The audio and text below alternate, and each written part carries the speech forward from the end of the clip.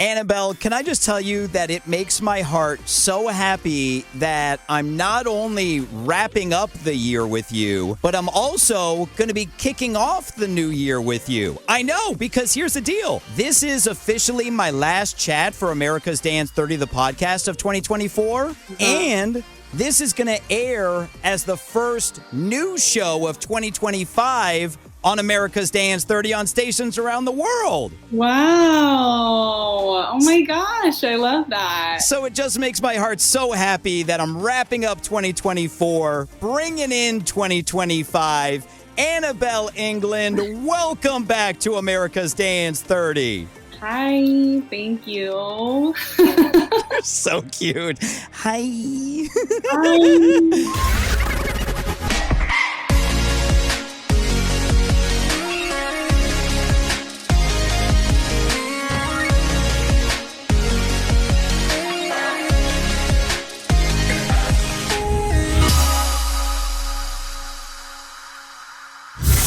And it makes me so happy that we are celebrating another number one. So incredible. So incredible. This is mind-blowing to say, but is this number 12? Yeah, I guess so.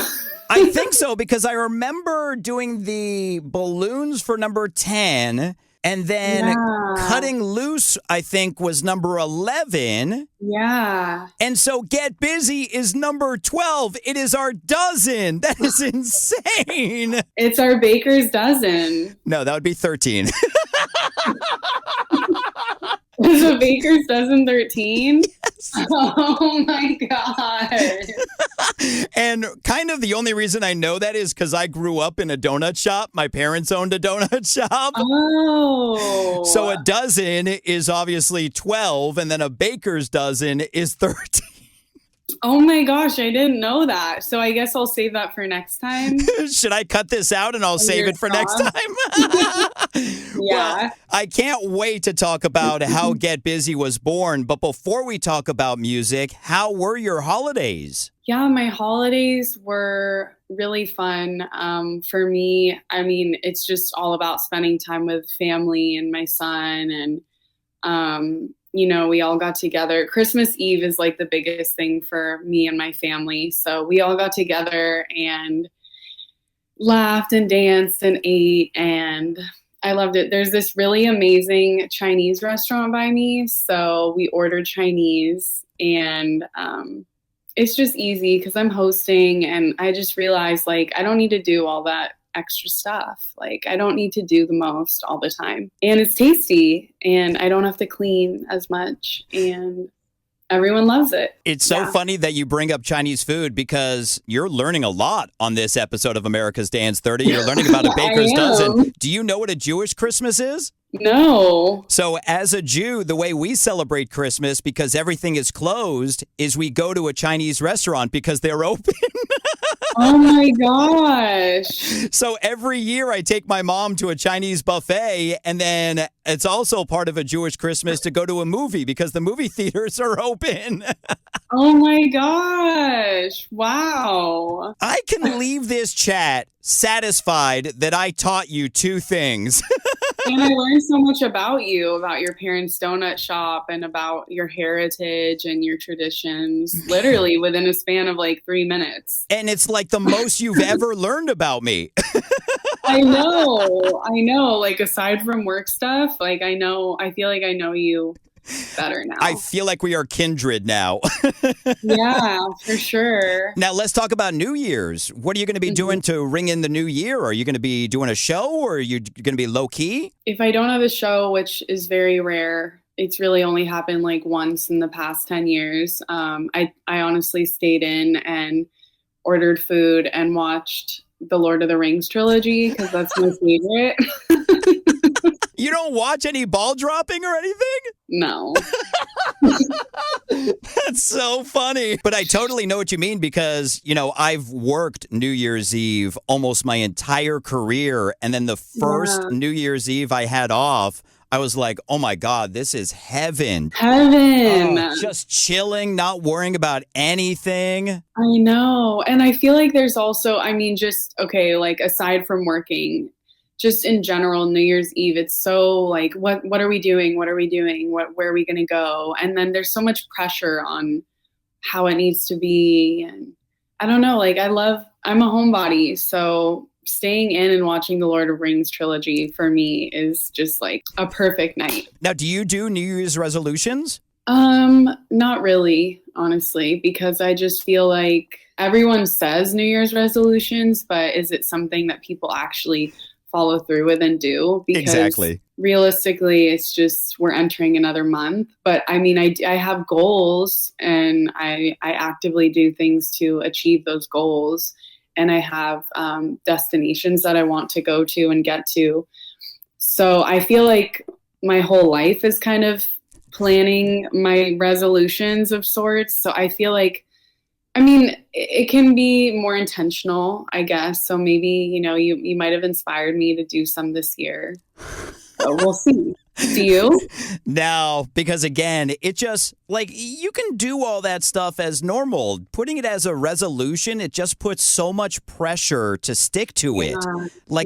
I'd like to think that I'm going to do that stuff to better myself anyways, without like worrying about it being a resolution. And pressure on yourself. And I don't want to promote shame or like a feeling of, oh, you didn't do that, and like, bad you. It's like, no, let me just do my best. And like that, I mean, that to me is the resolution that like, if anyone should take through is like, I'm going to do my best. And like, that to me is enough. I completely agree. Now, I saw a video that you posted in your stories of you singing at, I think it was like a holiday party for friends and family. Yeah. When you're doing stuff like that, is it more nerve-wracking for you to perform in front of friends and family as opposed to being on stage? I was shaking. I was so nervous. And it was, my dad throws, in my family, we throw like a traditional Christmas recital every year. And so this year, my dad did it at this restaurant, this really cool restaurant in the Palisades, and there was kind of a smaller room. So we kind of took over that smaller section, but there was still the whole restaurant on the other side ongoing. So I just was thinking, oh my gosh, this is kind of hectic right now. And it's for my family and then all of my dad's friends. And I just felt this pressure. And at the end of the day, it's supposed to be fun, but I haven't really performed with my son around. I performed at his preschool once, and he was just kind of upset that I wasn't giving him like the attention that he needed. So he's kind of like, I'm going to ignore you right now. But at the recital, you saw he was just kind of holding me and like he had his head on my chest, and it was the most endearing, most sweetest thing I've ever seen. So yeah, it was so adorable. But the second I saw it, I'm like, oh my God, that's got to be nerve-wracking, because I'm the same way. Like I can step on stage in front of 30,000 people and be fine. But when I'm performing in front of friends and family, I'm like, my anxiety just builds so much. Oh my God, my hands were sweating. And then I thought, no, keep it together, because I don't want to hold the mic and like it be shaky. Right. So why are we like this? I know. It was, but I'm good at playing into the role. So the minute the song started, I was able to kind of just get into it and have fun. But yeah, it is very nerve-wracking. Well, let's talk about some incredible stuff here. Your latest number one. The most important question I have about Get Busy is that Tucker from Sophie Tucker singing behind you? No. So it's me. Wait a second! Seriously? Mm-hmm. The reason I said that is because it sounds exactly like Tucker doing his deep voice singing. It really does. I know. So I got sent the demo of Get Busy, and all my songs, for the most part, I've either written or co-written. So I never just take demos, but I'm also not going to turn my nose up to other people's writing, especially when it's really, really good. And I got sent Get Busy, the demo, and I thought, wow, this is amazing. And if there's something I want to change, I'll change it. But I thought this is perfect. And I don't see anything that really needs to be changed just for the sake of me getting a piece of writing credit, like one word or something. I just didn't really need to do all that once again. And there was that low vocal in it. So someone was singing the low vocal. I went in to record it, and I actually originally sent Channel Trace the demo because I thought this would be really incredible for you to be on with me. And he was kind of in album mode, so he passed on it. But Ultra was like, just put it out and just record the lower vocal and we'll make your voice sound lower. So when I actually got the demo back after I recut the vocals, I was thinking to myself, wow, I really want to meet the person who did these lower vocals. I don't know who this is. And I was like, Anabel, you recorded them. Oh my God. So, yeah. Now, when you heard it the first time and didn't realize it was you, it didn't pop in your head going, wow, that was so awesome of Tucker to record the vocals. Because I know you're good friends with them. I know. Well, if it was, then I for sure would have, I wouldn't forget that it was Tucker, but yeah, it was just funny how when I re-recorded it, I honestly totally forgot and thought it was still someone else. But yeah, it's crazy how my voice was made to sound like that, huh? It really is. I would have never in a million years guessed that was you. Now, how long ago did you start working on it? I don't know. Honestly, I don't remember. It's probably been maybe like a year, maybe less. Because it just takes a while for things to get mixed, recorded, mastered, all the paperwork in, and sometimes it takes a few years, honestly. Yeah. But yeah, it's out. It got to #1, and I'm so proud of it. I really love the song. Now, feel free. I'll cut this out if you want me to, but can we talk about who submitted the demo? Yeah, for sure. I'd love to. I want to get her actual name. So it's Alex Chapman, who is he's a songwriter. He just has been like DJing like crazy, opened up for Charlie XCX at Boiler Room in Miami, Ibiza. And then she goes by Eyes Googly or Googly Eyes on Instagram. And it seems like she also has her own artist project, and she has a lot of support from Tovlo, which is really cool.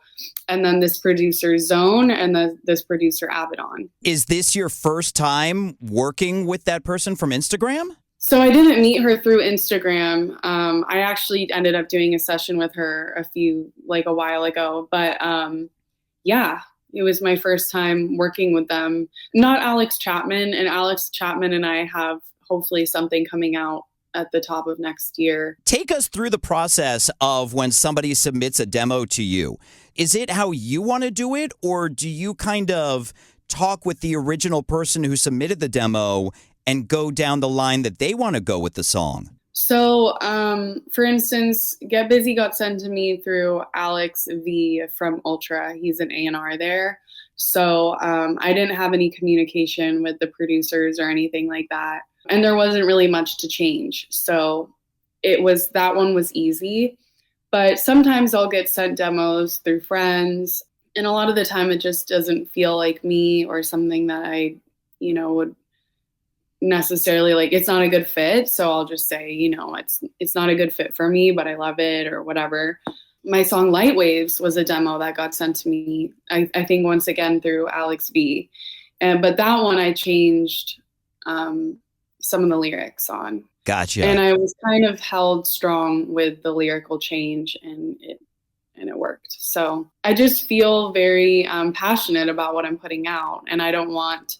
My biggest thing is authenticity, and if it doesn't feel authentic, like with my alignment, then there's no way I'm going to do it. Well, because your name is on it, so you're the face of it. Yeah, and some people are really good with, I'm going to be this type of person, and even though I'm not that person, I'm going to be that type of person, and I feel like that's one of the things that might work in the immediately because it's what everyone's into. So yeah, you're killing it. But then all of a sudden it's not who you are. So it doesn't hold. It doesn't keep that consistency and foundation of who you are as an artist. So I just feel like one of the reasons why been able to be consistent throughout my career is because I've always done things that are true to myself. And it totally makes sense. I mean, it's your brand. It's you. You're the face. Yeah. Let's talk about your latest song and something that it taught me.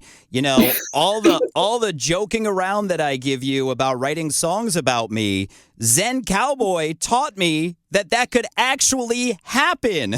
Yeah, it really could. Share the story, because this is incredible, of the inspiration of Zen Cowboy. I know. So I was doing a tour of C89.5, Seattle's Home for Dance radio station, a few years ago because I was opening for Sophie Tucker and we were doing a little radio tour thing.